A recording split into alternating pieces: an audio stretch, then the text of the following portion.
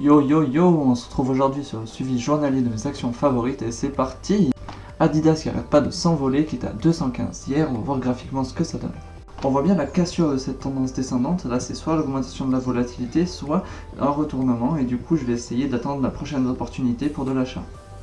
Apple qui était à 314 hier et qui continue d'augmenter malgré leur annonce de 1 mois de retard sur la sortie de leur prochain iPhone qui était annoncé à la rentrée vers septembre. C'est clairement une belle tendance montante et là c'est reparti plus vite que ce que je pensais, du coup j'ai raté l'opportunité, on verra prochainement si on arrive à la choper. Coca-Cola qui était à 45 hier et qui est revenu à la même valeur, je rappelle que j'ai open à 45, stop loss 46, take profit 44, on s'est approché du gain, on va voir ce que ça a donné graphiquement. Voilà ce que ça donne graphiquement, on voit bien la tendance descendante, là on était sur un point haut, j'ai peut-être open un petit peu trop tôt mais j'ai toujours confiance en ce signal, en ce trade qui pourrait très bien passer.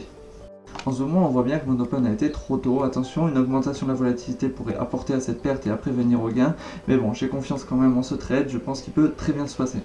Facebook qui était à 213 hier et qui monte de 3$. Voilà, on va voir ce que ça donne graphiquement. Graphiquement, c'était sur une tendance haussière et c'était vraiment sur un point haut, donc voilà. On va rapidement faire next parce qu'au final ça va pas bouger, juste un petit ralentissement sur la pointe en haut, mais il n'y a pas grand chose à voir aujourd'hui. McDo qui me déçoit un peu, qui reste à 180.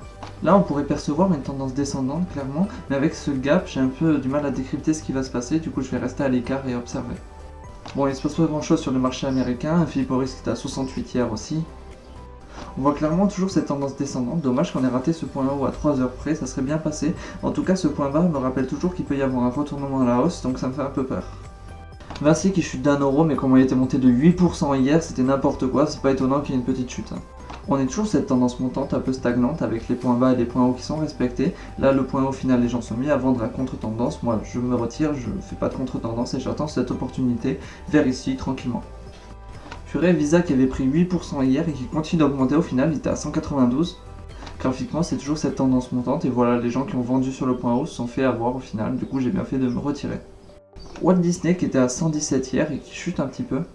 Voilà, on a toujours cette belle tendance montante, mais pour moi là l'opportunité c'est bien trop short, je ne vais pas me positionner directement, les gens peuvent le faire, mais moi je vais attendre vraiment que ça baisse vers ici tranquillement.